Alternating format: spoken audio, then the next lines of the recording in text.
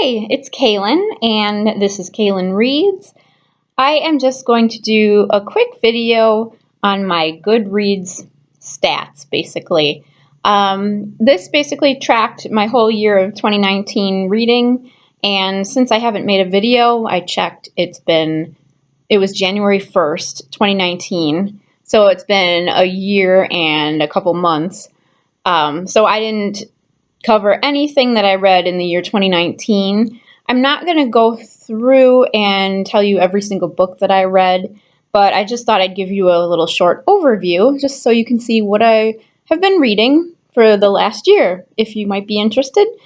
If you have Goodreads and you don't know about this, you click on My Books and it will say 2019 year in books, and you click on that. It gives you basic statistics about your year, and I think it's pretty interesting to kind of take a look at what you read for the last year.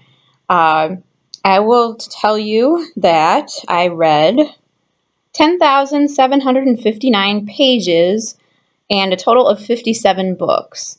I had a goal of 65 books, so I didn't reach my goal, but 57 was a decent amount for me. I don't read a ton of books a year. And there's some cool little facts here. The longest book that I read was Pet Sematary at 542 pages, and you can see it gives you like the numbers and a picture of the book. And the most popular book at 894,085 readers was Big Little Lies by Leanne Moriarty, and that was actually my favorite book of the year. I read it in the summer. It was a great summer read, and it was just kind of what I needed, a light page turner.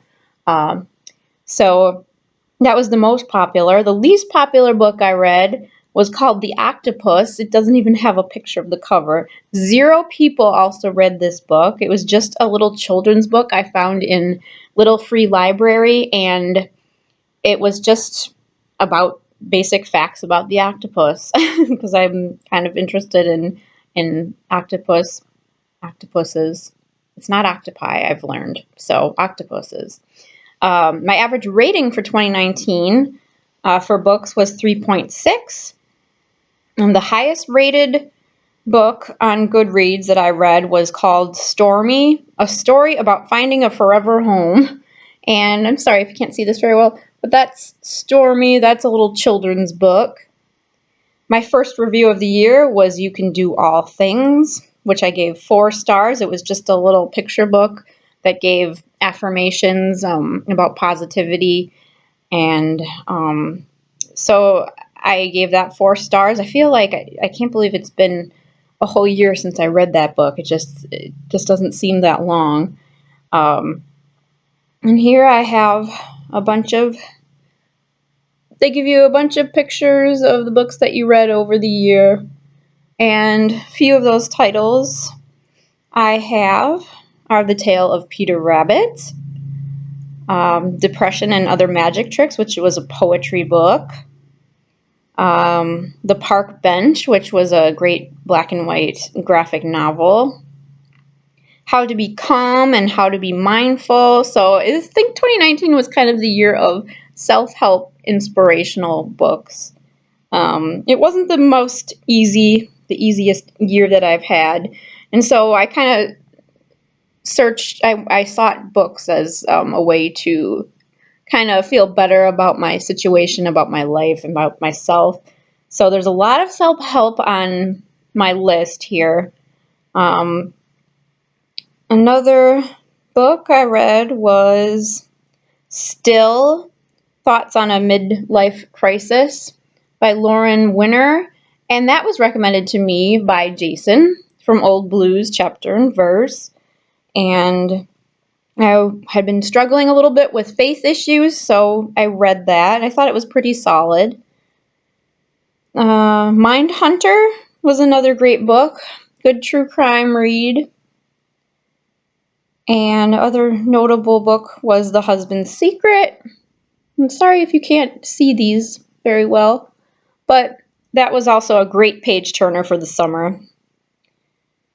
And that says my last review of the year was Behind Her Eyes by Sarah Pinborough.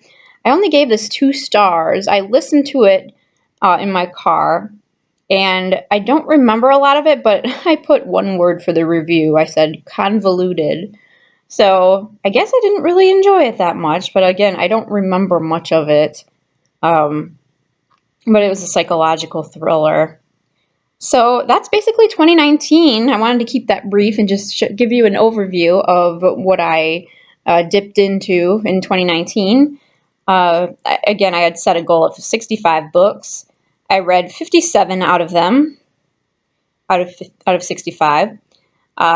So far in 2020, I have a goal of 50 books, and I've read 11. So not too bad so far. Let's see. If I pick a favorite so far, the book Then She Was Gone by Lisa Jewell was a great psychological thriller kidnapping story, so I'd probably pick that one as a favorite so far.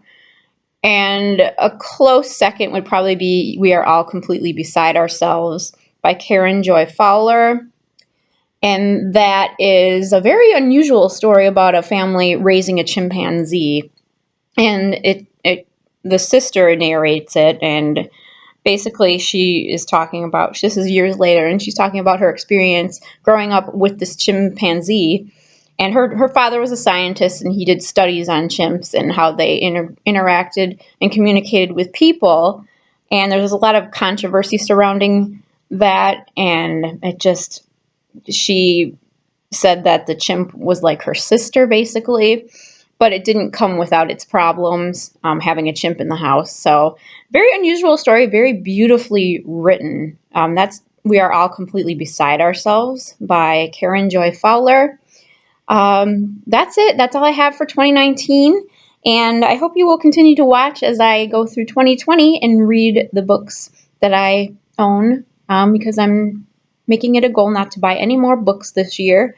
It's going to be very hard, but it's worth the try. So thank you for watching. Have a great day, and I will see you in my next video. Bye.